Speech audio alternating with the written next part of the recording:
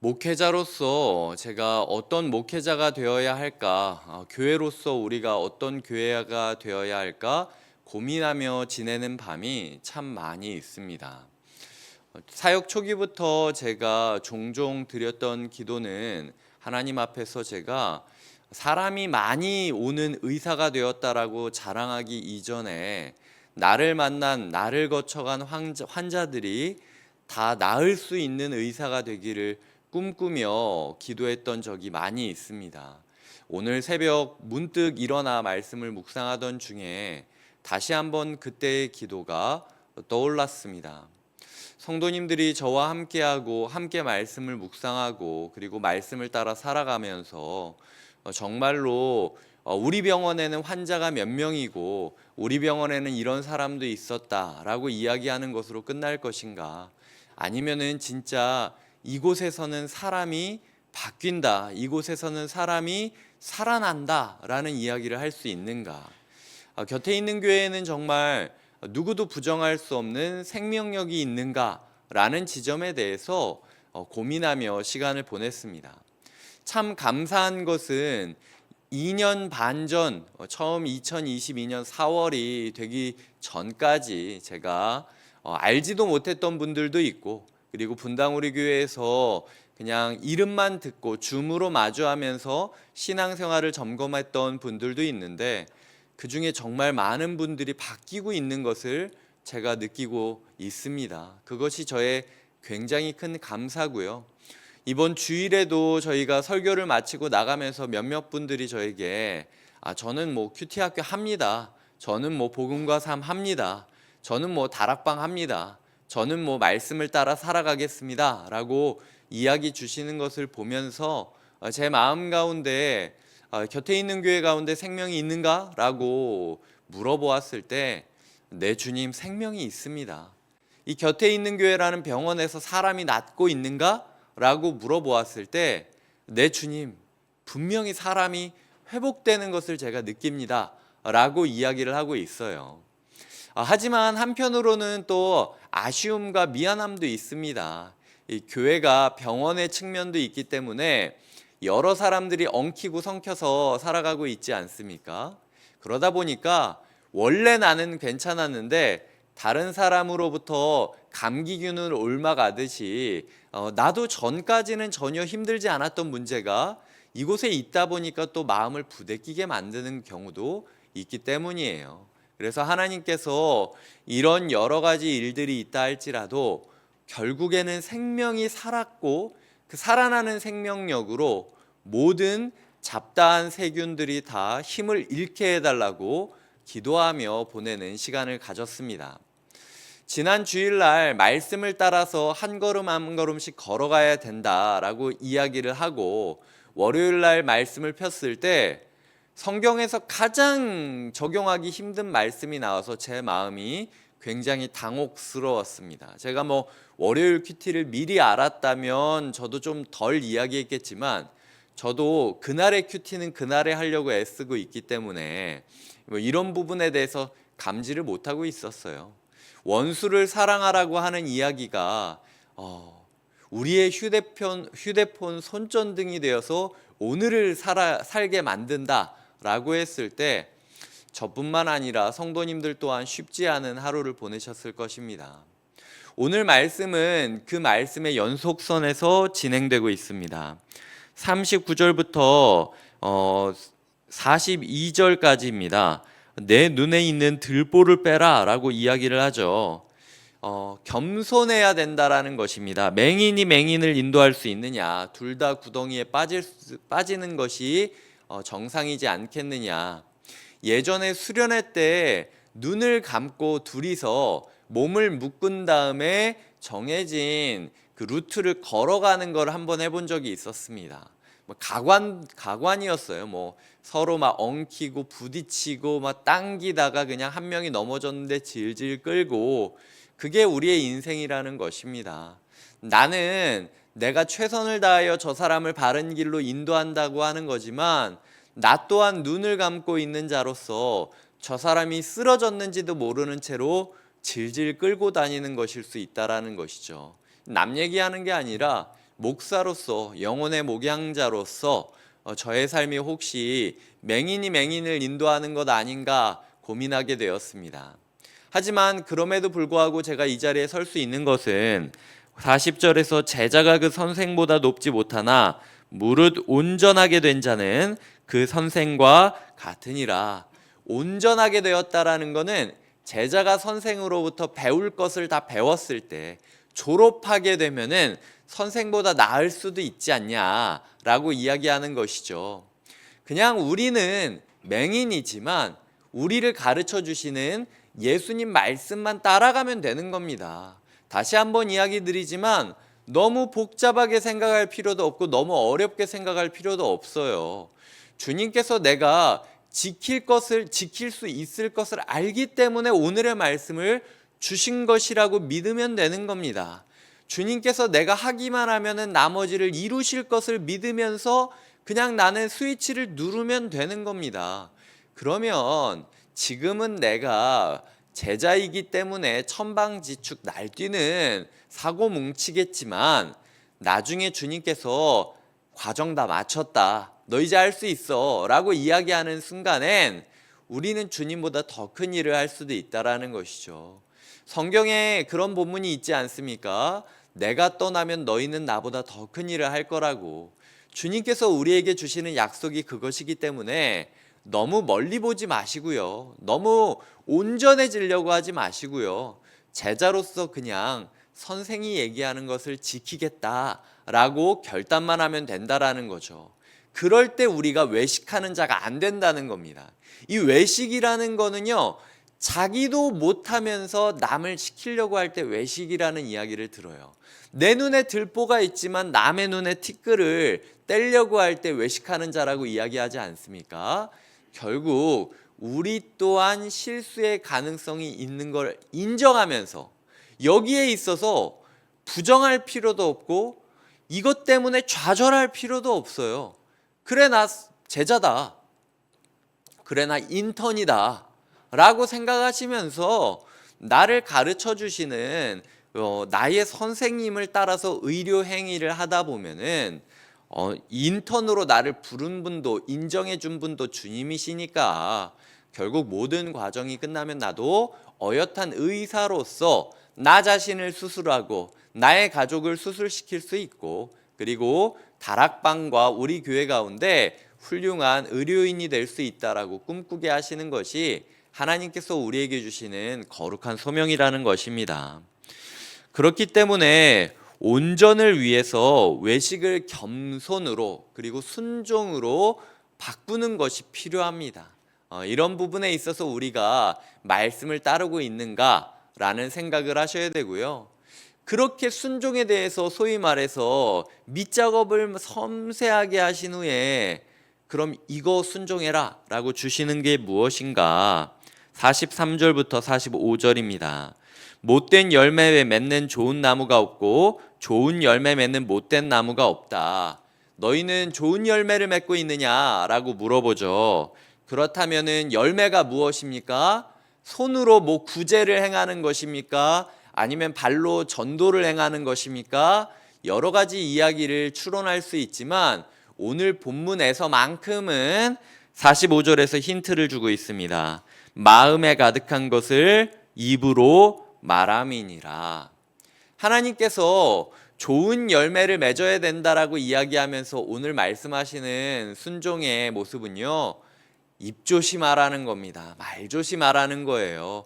좋은 마음에서 좋은 입술의 열매가 나오지 않느냐. 너희의 했던 말을 복기해 보아라.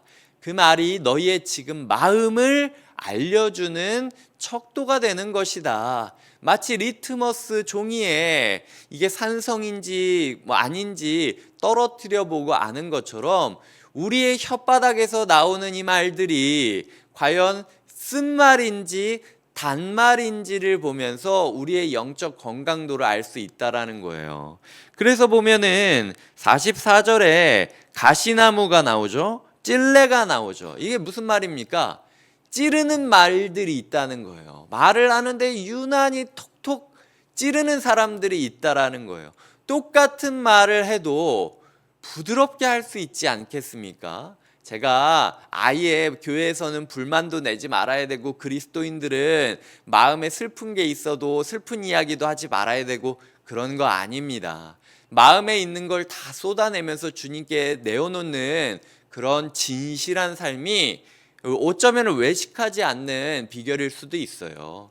하지만 많은 사람들이 나는 원래 이렇게 직설적인 사람이야. 나는 원래 이렇게 솔직한 사람이야. 나는 원래 이렇게 혈기가 넘쳐요. 라고 이야기하면서 자신을 정당화하면서 이걸 너무 뱉을 때가 있다라는 거죠. 주님께서 우리의 마음밭에 찔레를 일부러 심으신 게 아닙니다. 전에도 이야기 드렸지만 주님께서는 좋은 예수의 씨를 뿌리고 있는 거예요. 때로는 우리의 삶에 가시덤불이 있죠. 왜냐하면은 주님께서 좋은 땅에 씨를 뿌리지만 어떤 씨는 가시덤불 때문에 죽는다고 이야기하지 않았습니까? 결국 말씀이 자라서 가시덤불을 햇빛을 못 받게 하기 직전까지는요, 가시덤불이 우리 마음에도 자라요. 우리 마음 가운데 쿡쿡 찌르는 게 있고요, 쓴뿌리가 되어서 나오는 그런 말들도 있다라는 거죠. 하지만 거기에 너무 우리가 막 집중하고, 그리고 나는 원래 이런 사람이야 라고 규정 짓지는 않았으면 좋겠어요. 예수의 씨가 자라면은요, 그게 어느새 다 없어집니다. 이게 성경의 법칙이에요. 그렇기 때문에 우리 가운데 가시나무가 있다라는 사실을 기억하고, 그렇기 때문에 우리가 무화과와 포도를 따지 못할 수도 있다라는 사실을 인정할 수밖에 없지만, 그럼에도 불구하고 우리에게 씨를 뿌리면서 여전히 포기하지 않고 이 말씀을 주시는 예수님을 소망하면서 걸어가야 된다라는 거죠. 가시나무에서 무화과를, 찔레에서 포도를 따지 못하느니라 라고 하지만 실제로 우리의 삶에는 가시나무가 분명한 우리의 모습을 볼 때가 있다는 거예요. 찔레가 분명한 우리의 삶을 볼 때가 있다라는 거예요. 그러면 우리의 삶을 포기해야 됩니까? 신앙생활을 멈춰야 됩니까? 아니에요. 언젠가 우리 마음밭에 좋은 땅이 있고 그 좋은 땅에 예수님이 지금 말씀을 뿌려주고 계시니까 예수의 씨가 일어나서 우리의 입술을 바꾸실 것이다라고 신뢰하고 소망하면서 하루를 살아보자라는 거죠. 저 또한 제가 오늘 말씀을 묵상하면서 저의 말실수들에 대해서 복기를 해보기 시작했습니다. 멀리 볼 것도 없어요. 어제도 제가 말실수 참 많이 했습니다. 그래서 이 말씀이 저에게도 굉장히 큰 찔림이 돼요. 내가 이렇게 얘기했다면 조금 다르지 않았을까라는 후회가 저의 마음 가운데 여전히 있습니다. 하지만 그럼에도 불구하고 제가 웃으면서 이 자리에 있을 수 있는 것은 주님께서 이 가시나무와 찔레 같은 저희의 인생을 바꿔주실 것을 제가 믿기 때문이에요. 그렇기 때문에 하나님, 가시나무 같은 저에게서 무화과가 나게 하시고 찔레 같은 저에게서 포도가 나게 해달라고 기도하면서 시간을 보냈습니다.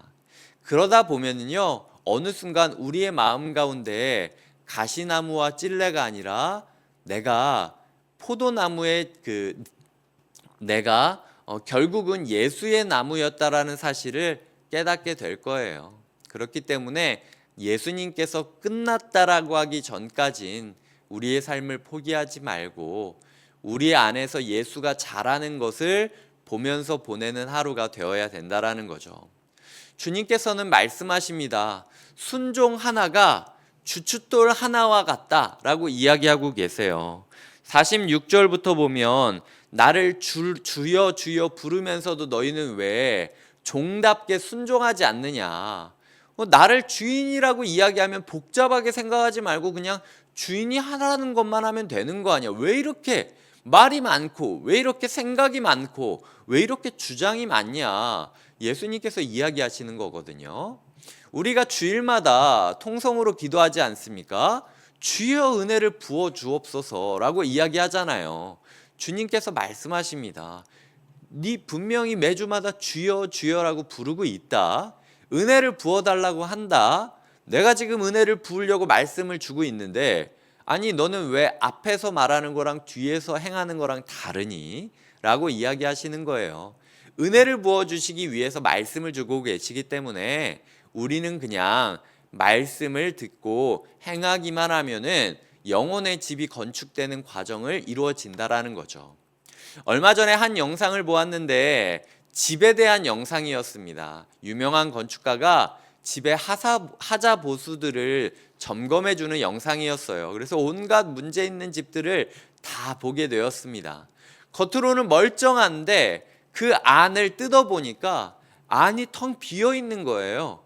이게 결로 작업을 하기 위해선 안에 뭐들이 들어가 있어야 되는데 공사하는 업체에서 그냥 시간이 급하다고 아니면 대충 하면서 날림으로 했기 때문에 설계랑 이 모델이 다르게 나온 거죠.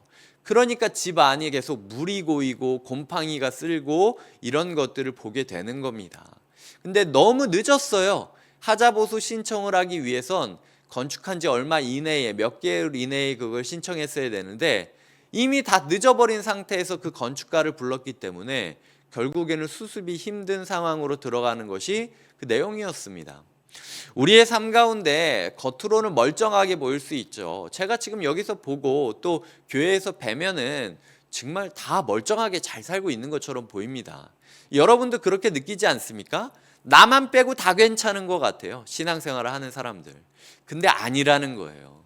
순종하는 사람들은 차곡차곡 순서를 따라서 하나님께서 영혼의 집을 짓고 있기 때문에 괜찮아지고 있지만 순종하지 않는 사람은 겉에 판넬만 바꾼 거기 때문에 겉으로만 보이기에는 멀쩡해 보여도 속은 병들어 있고 텅 비어 있는 모습을 볼 수 있다라는 것이죠. 그래서 어떤 영상에도 보면은 거의 뭐 2층에 비닐로 아예 그냥 집을 덮어놨더라고요. 수습이 안 돼가지고.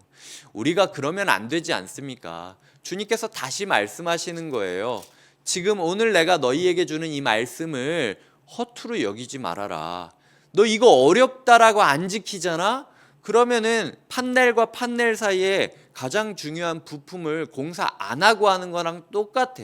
나중에 다 뜯고 다시 지어야 된다 이거. 하나님께서 말씀하시는 거예요. 그렇기 때문에 좀 불편하겠지만 이번 주 원수를 사랑하고 입을 조심하고 그리고 날마다 한마디 한마디 주님을 따라 우리가 순종하는 마음으로 종의 길을 걷겠다라고 마음 먹으시면요, 이건 100% 바뀝니다.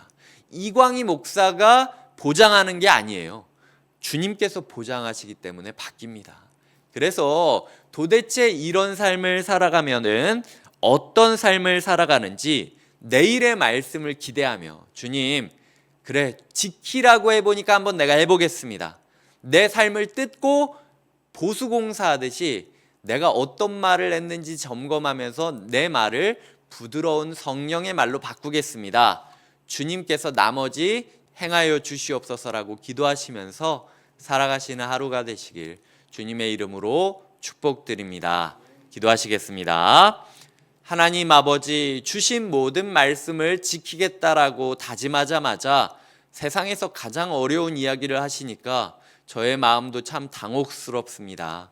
하지만 하나님, 모든 것을 뜯더라도 이걸 고쳐야만 다른 모든 부분들이 회복될 수 있다라고 이야기하시니 다시 한번 말씀 앞에서 나의 말과 나의 삶을 점검하겠습니다. 주님 인도하여 주시옵소서. 예수님의 이름으로 기도드립니다. 아멘.